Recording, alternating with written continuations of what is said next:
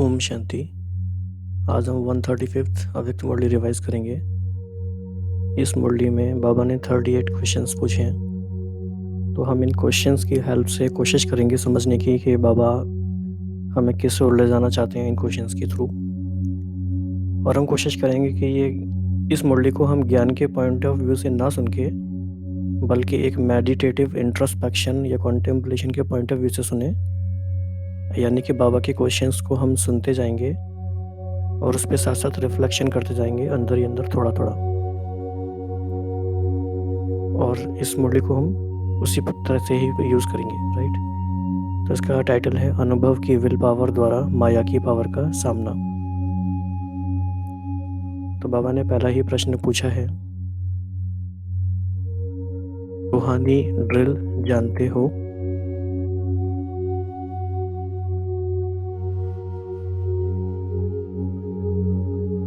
एक सेकंड में बुद्धि को जहाँ चाहो जब चाहो उसी स्टेज पर उसी परसेंटेज से स्थित कर सकते हो।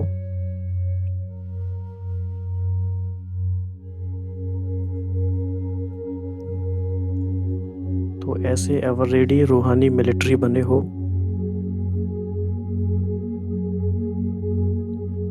अभी अभी ऑर्डर हो अपने संपूर्ण निराकारी निरहंकारी निर्विकारी स्टेज पर स्थित हो जाओ।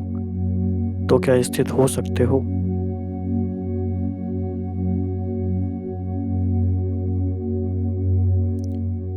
क्वेश्चन नंबर 5 है, वह साकार शरीर साकारी सृष्टि व विकारी संकल्प ना चाहते हुए भी अपने तरफ आकर्षित करेंगे,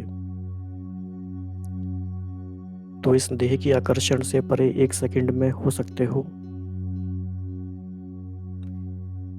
तो शुरू के जो 6 क्वेश्चंस हैं ये बाबा ने पूछा है सारा रूहानी ड्रिल के बारे में।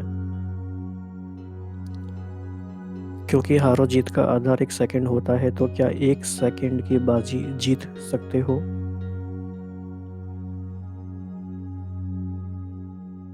ऐसे विजयी अपने आप को समझते हो? एक सेकंड की बाजी। तो ऐसे सर्व शक्तियों के संपत्तिवान अपने को समझते हो? वह अभी तक संपूर्ण संपत्तिवान बनना है।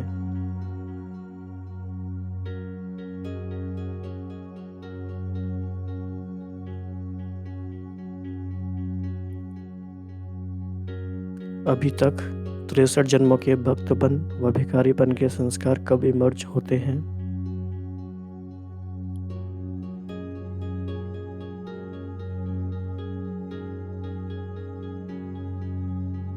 कैसे इमर्ज होते हैं?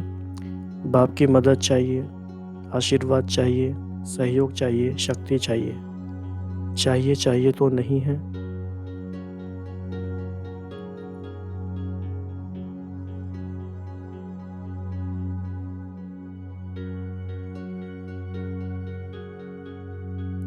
चाहिए शब्द दाता विधाता वरदाता बच्चों के आगे शोभता है। दाता विधाता और वरदाता बच्चों के आगे शोभता है।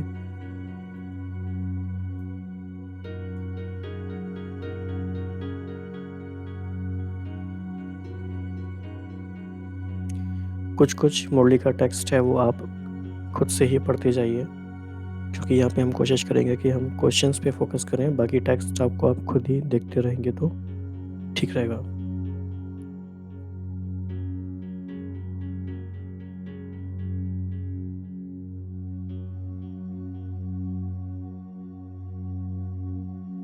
फिर बाबा ने क्वेश्चन नंबर 13 पूछा है कि अपने को विश्व के अंदर सर्व आत्माओं से न्यारे और बाप के प्यारे विशेष आत्माएं समझते हो? तो साधारण आत्माएं और विशेष आत्माओं में अंतर क्या होता है? इस अंतर को जानते हो?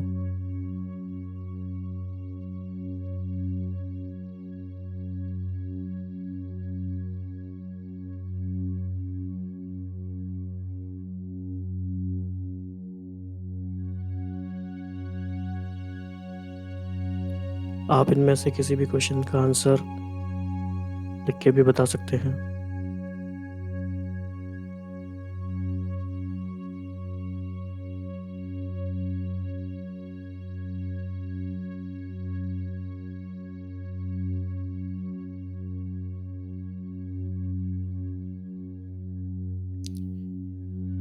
तो बाबा ने कहा कि जो भी अपने में अप्राप्ति अनुभव करते थे वह प्राप्ति के रूप में परिवर्तन हुए कि अभी तक भी कोई अप्राप्ति अनुभव करते हो।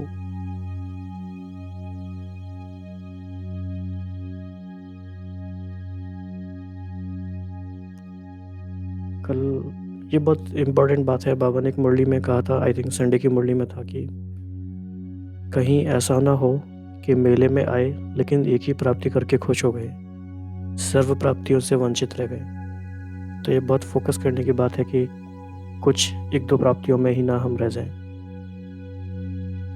और एक बात बाबा बहुत इम्पोर्टेंट आजकल कर रहे हैं कि क्या सिर्फ ऐसा तो नहीं है कि सुनी सुनाई बातों के आधार पर चलते हो, आपका अपना एक्सपीरियंस वो नहीं है। तो बाबा ने कहा थोड़ा सा कॉन्टेक्स्ट इम्पोर्टेंट है इसका, कि कोई श्रेष्ठ आत्माओं के सुनने के आधार पर उस प्रभाव के अंदर प्राप्त हुई बातें अल्पकाल की हो सकती हैं, लेकिन अपने अनुभव की बातें सदा काल की अविनाशी होती हैं। तो सुनने वाले बने हो व अनुभवी मूर्त बने हो, कि अभी फिर से सुनी हुई बातों को मनन करने के बाद अनुभवी बनेंगे। मिले हुए खजाने को अपने अनुभव में लाया है या वहां जाकर फिर लाएंगे। This is one of the most important line which we need to introspect. मिले हुए खजाने को अपने अनुभव में लाया है या सिर्फ सुना है।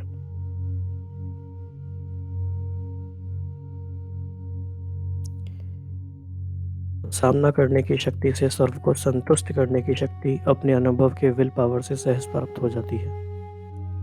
सामना करने की शक्ति और संतुष्ट करने की शक्ति, तो दोनों शक्तियों को अपने अंदर अनुभव कर रहे हो, ऐसे विजयी बने हो। तो ऐसे संपूर्ण निशानी को एक सेकंड में अपना निशाना बना सकते हो।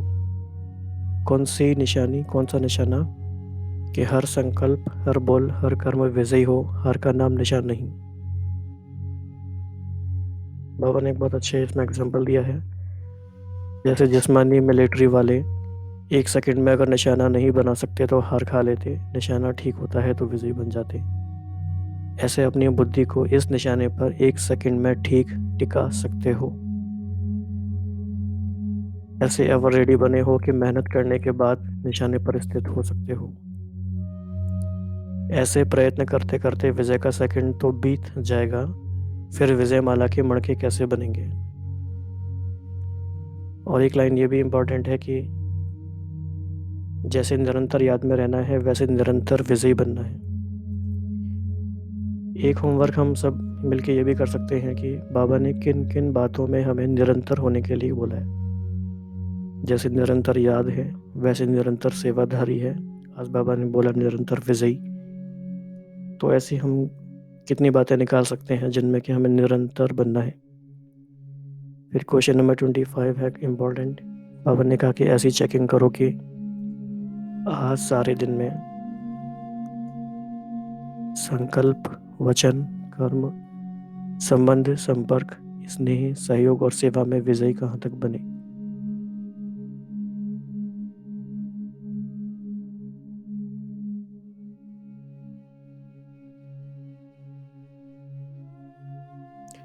क्वेश्चन नंबर 25 इतना डीप है कि इसके बारे में विचार करने में ही कम से कम आधा घंटा लग जाए। तो क्वेश्चन नंबर 25 को आप बाद में भी रिपीट कर सकते हैं।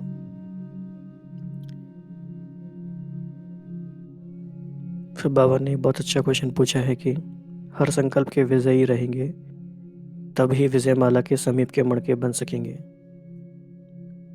इतनी सर्विस के बाद भी 108 ही विजयी क्यों बने, कैसे बने? That's a great question. तो ऐसे पुरुषार्थ से ऐसे श्रेष्ठ बने, तो इसीलिए अब क्या करेंगे?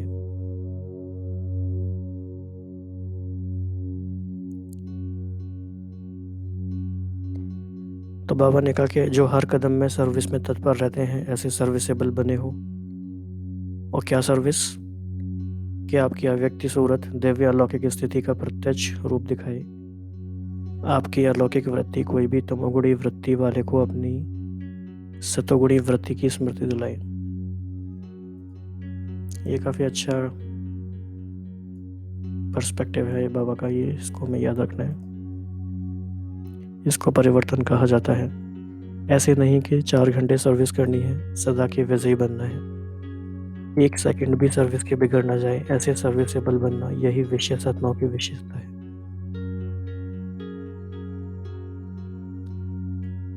और एक और इम्पोर्टेंट बात है इस मॉडल में कि सभी बातों में फुल बनना है। बाप की महिमा, सभी शब्दों में फुल आता है ना। जो सभी बातों में फुल है वह फेल नहीं होते हैं। फुल में फ्लॉ नहीं होता है, इसीलिए फेल नहीं होते हैं। ना फेल होते हैं, ना कोई व्यर्थ बातें फील करते हैं। थोड़ी थोड़ी बातों में फील करते हो ना। जो फुल होगा वह व्यर्थ बातों को फील नहीं करेंगे, ना फेल होंगे। तो ऐसे तिलकधारी बने हो, सर्वशक्तियों से संपन्न का तिलक अपने पर मस्तक पर लगाया है। इसमें से क्वेश्चन हम खुद ही बना सकते हैं कि क्या मैं फुल हूँ।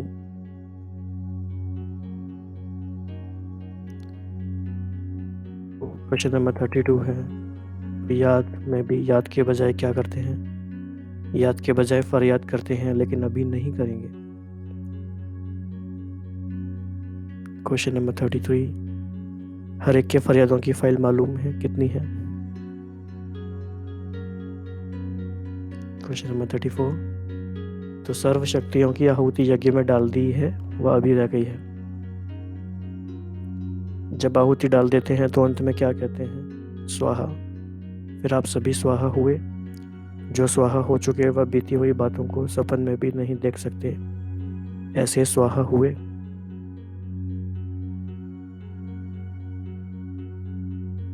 लास्ट क्वेश्चन है कि कांटों को बाप के सामने समर्पण किया। बीती हुई पास्ट जीवन के विकर्म और विकर्म के कांटे।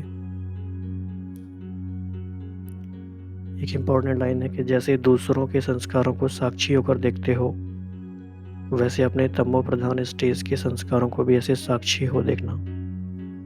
ये भी काफ़ी इम्पोर्टेंट पर्सपेक्टिव है।